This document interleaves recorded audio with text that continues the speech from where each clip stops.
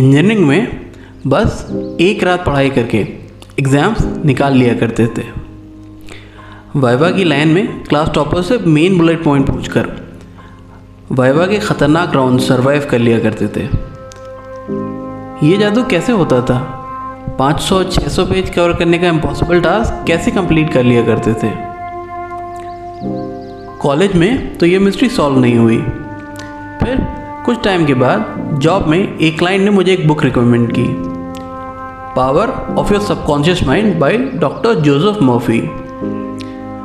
Book पढ़ने के बाद जो भी कुछ समझ में आया है, ये एक छोटी सी कोशिश है स्टूडेंट्स कम्युनिटी को अपनी ब्रेन की स्ट्रेंथ के बारे में और डिज़ायर्ड रिजल्ट्स लाने के लिए कैसे ब्रेन की पावर को चैनलाइज करें, सारे तिकड़म और जुगाड़ समझाने की एक छोटी सी कोशिश है।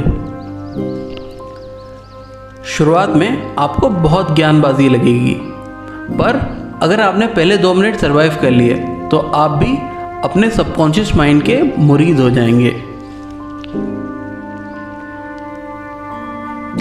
आप जब प्रेयर करते हैं तो आपकी कुछ प्रेयर्स कबूल हो जाती हैं और कुछ नहीं होती हैं। अब इस प्रोसेस को रिवर्स इंजीनियर कीजिए। आपकी वही प्रेयर्स कबूल होती हैं जो आपने सच्ची लगन से की थी और उन प्रेयर्स को कंप्लीट करने के लिए एफर्ट भी मारे थे। जब आप सच्ची लगन से प्रेयर करते हैं तो आपका ब्रेन आपके सबकॉन्शियस माइंड को मोबिलाइज करता है और आपका सबकॉन्शियस माइंड आपको चैनलाइज कर देता है और आपने जिस चीज़ के लिए प्रेयर की थी उसे अचीव करने के लिए आप एफर्ट्स करने लगते हैं और वो अचीव कर लेते हैं।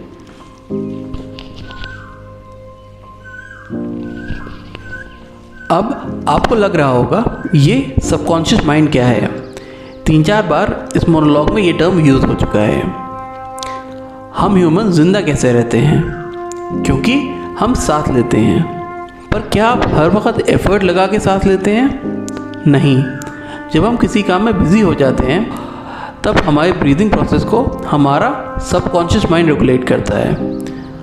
हमारा सबकॉन्शियस माइंड हमारी breathing exercise, blood circulation, heart beat सबको कंट्रोल करता है। इन अ वे, अगर आपका सबकॉन्शियस माइंड आपको ज़िंदा रखता है तो आपके विशेष को पूरा करने का केपेबल भी होगा। इसको ऐसे कंपेयर कीजिए, जब आप मूवी थिएटर में मूवी देखने जाते हैं तो आप पूरे फोकस्ड होते हैं।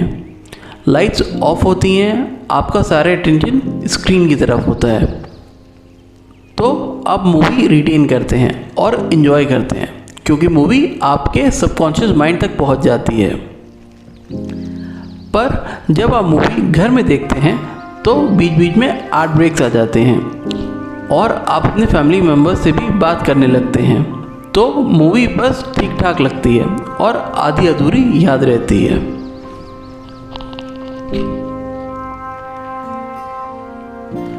जब आप पढ़ाई करते हैं ज़्यादातर आपका माइंड रिपेल करता है और आप पढ़ाई नहीं कर पाते। ये इसलिए होता है कि आपका सबकॉन्शियस माइंड में ये बात पहले से ही फीड है कि पढ़ाई करना बहुत बोरिंग है।